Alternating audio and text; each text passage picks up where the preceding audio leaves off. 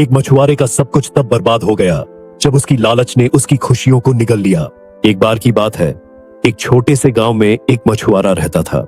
वह हर दिन नदी से मछलियां पकड़ता और उसी से अपनी रोजी रोटी चलाता। उसकी जिंदगी सरल थी, लेकिन वह हमेशा सोचता, काश मेरे पास और ज्यादा मछलियां होती तो मैं अमीर बन जाता।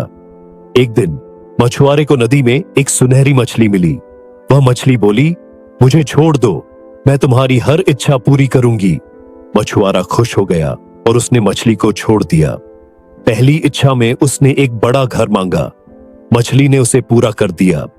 फिर उसने सोने चांदी से भरा खजाना मांगा, वह भी उसे मिल गया।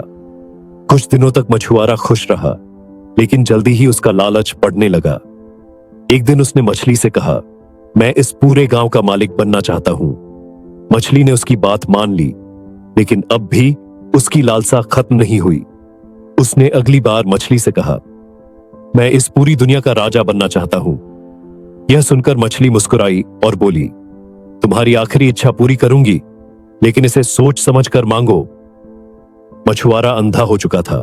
मछुआरा अपनी लालसा में अंधा होकर बोला, हां, मुझे पूरी दुनिया का राज चाहिए।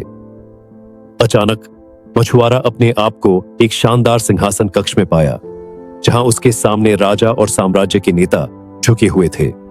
वह अब पूरे विश्व का शासक था, लेकिन जल्द ही उसे एहसास हुआ कि इस शक्ति के साथ जिम्मेदारियां भी आती हैं। युद्ध, विद्रोह और लोगों की कराहतें उसकी नींद को चुराने लगी। युद्ध और विद्रोह के दौरान उसने अपने कई मित्रों, परिवार के सदस्यों और विश्वसनीय योद्धाओं को खो दिया। इन संघर्षों ने उसे भीतर से तोड़ दिया। मछुआरा समझ गया कि शक्ति के साथ जीवन सरल नहीं होता।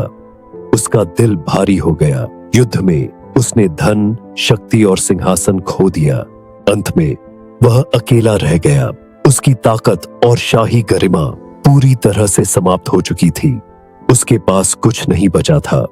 कहानी की सीख, लालच हमें कभी संतोष नहीं देता, बल्कि हमें उस चीज से दूर कर देता है जो असली खुशी लाती है।